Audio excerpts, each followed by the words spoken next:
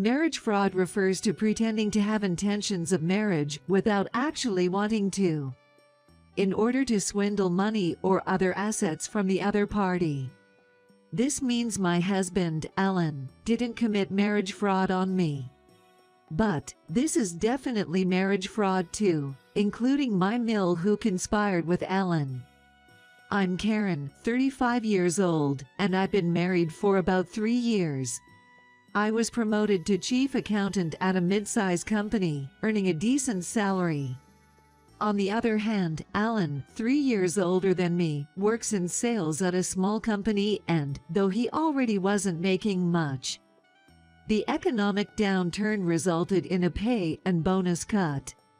I don't know the exact figures, but I've heard it's about 2/3 of my salary now. So, most of our living expenses, including utilities, were covered by my earnings. Alan was really keen on having kids. He didn't understand why I was hesitant and kept asking. At the time we got married, several women at my workplace were either pregnant or on maternity leave. This increased the workload for everyone, including me, and I wanted to wait till things settled. When I married Alan, I explained this, and he seemed understanding, saying, "Karen, you're responsible. It wouldn't be good to take maternity leave as a chief in such busy times." But a month into our marriage, he began pressuring me to have a child. To top it off, my Mill, who lives a 15-minute walk from our new home, started insisting, "It's totally fine, dear. I'll take care of the baby. You can focus on your job." Before that, my Mill and I didn't get along very well.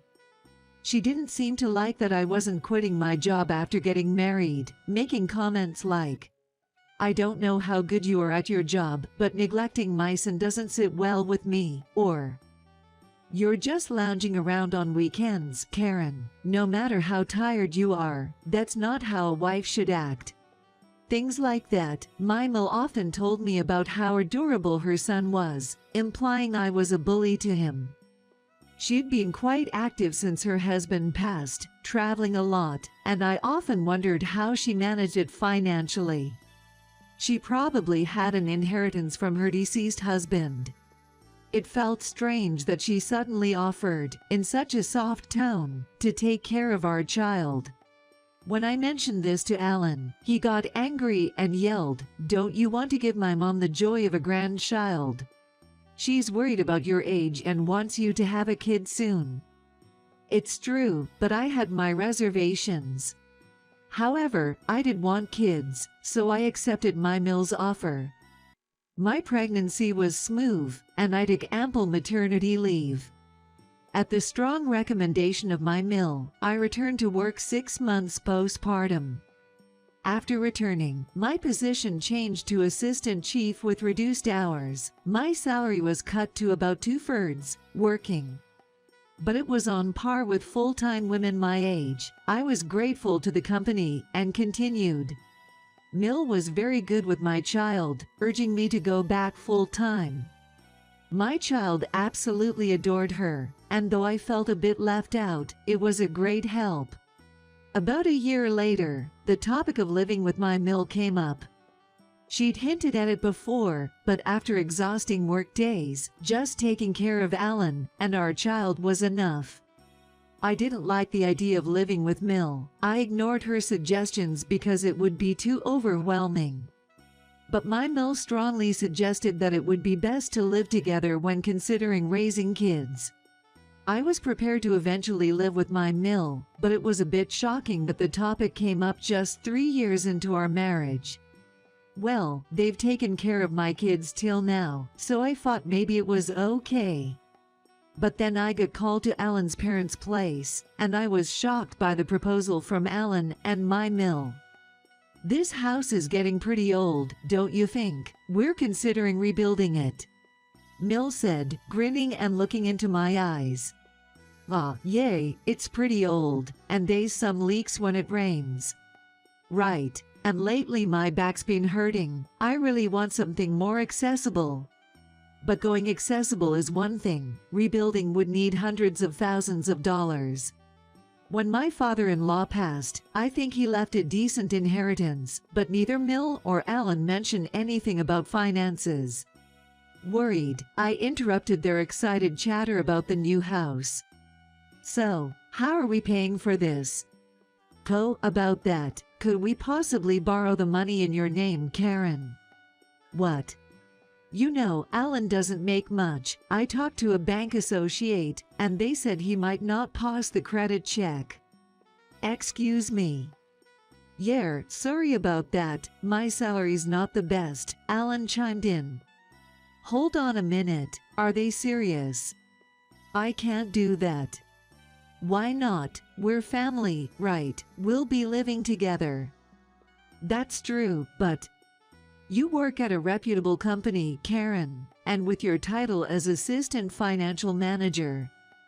They told us you can get a big loan. We want to build a nice home, don't we? Come on, Karen, Mom's asking so nicely, and you're gonna say no, Alan added. I don't know. Just trust us, okay? Feeling cornered by their aggressive push, I quickly responded, I'll think about it. I mean, their house is over 40 years old. It does need some work.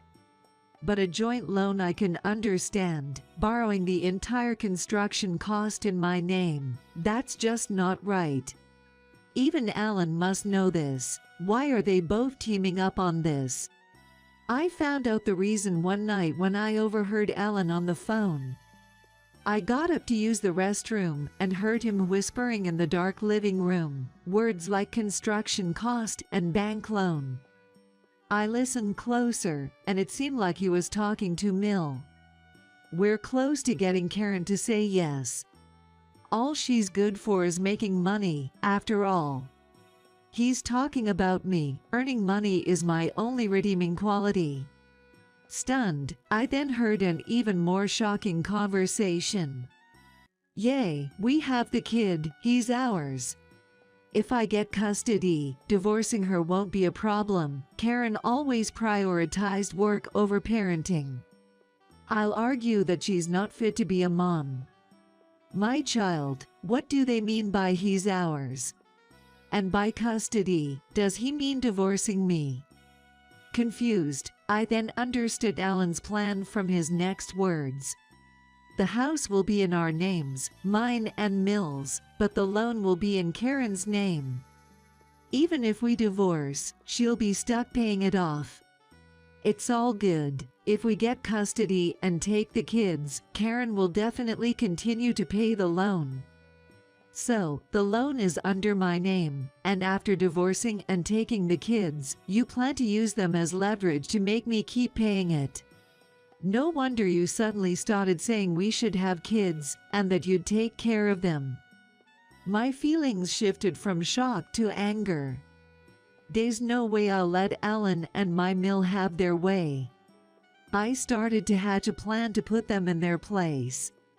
First, I told them I would handle the mortgage and have them visit house builders to get estimates. As I expected, as they talked to the contractors, the house designs and interiors kept getting more lavish, and eventually went up to nearly $400,000. Then, I nudged them, now that you've got the layout down, why not start looking for furniture? It's not always easy to find the right pieces. And just as I thought, my Mill and Alan started browsing high-end furniture stores, purchasing items and storing them in the furniture store's warehouse. After letting them splurge for about 4 months, Alan and my Mill, who were out during the day, called me to their house. Karen, we've picked the construction company and are satisfied with the estimate, so we've signed the contract. Can you get the official mortgage review from the bank? Also, we need a 10% down payment right away. That's when I dropped the bomb. Oh, sorry, I can't pay the loan. What? Actually, I bought an apartment under my name. An apartment? What are you talking about? We decided to live here. Well, you and Mill will live here, but my kids and I have decided to live in that apartment. What on earth are you saying now? With the apartment loan, I have to pay nearly $1,000 every month, so I can't afford the other expenses. Upon hearing this, Mill and Alan freaked out. Why are you saying this now? You agreed to pay the loan too.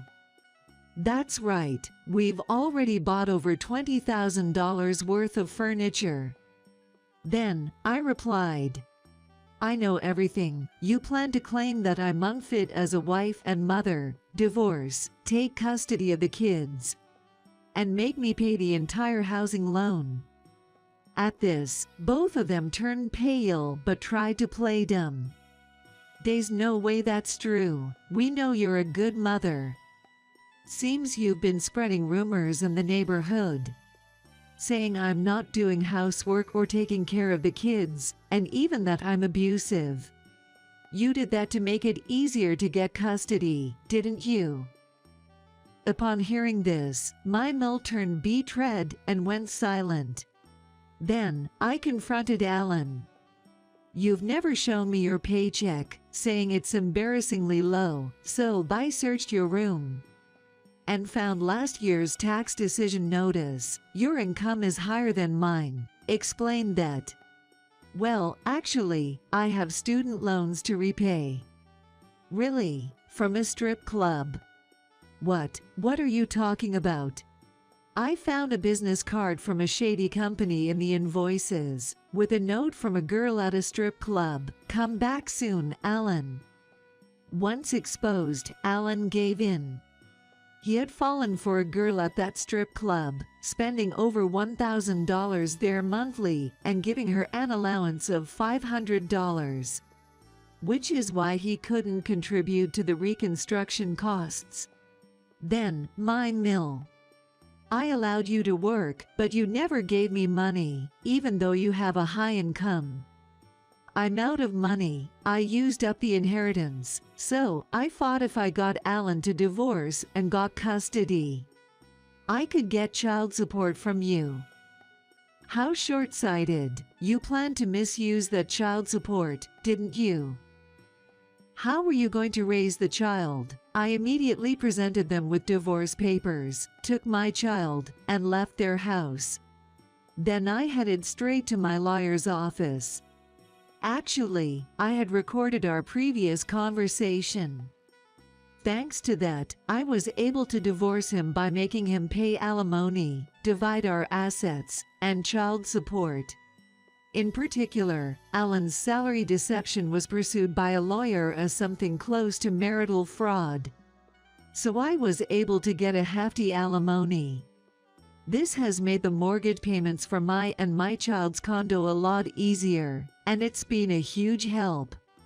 On the other hand, Mill and Alan had signed a construction contract, so they had to pay a 10% cancellation fee, amounting to $40,000. For the furniture, they went nuts and had ordered custom-made pieces, so it seems they received an irrevocable bill for over $20,000. Of course, Alan didn't have that kind of money, and since Mill had almost used up the inheritance from her late husband, it seems they had no choice but to go into debt. Now, they are living a super frugal life in their old family home that started to leak. Even now, I occasionally get calls from Alan, but I assume he's just asking for money, so I totally ignore him.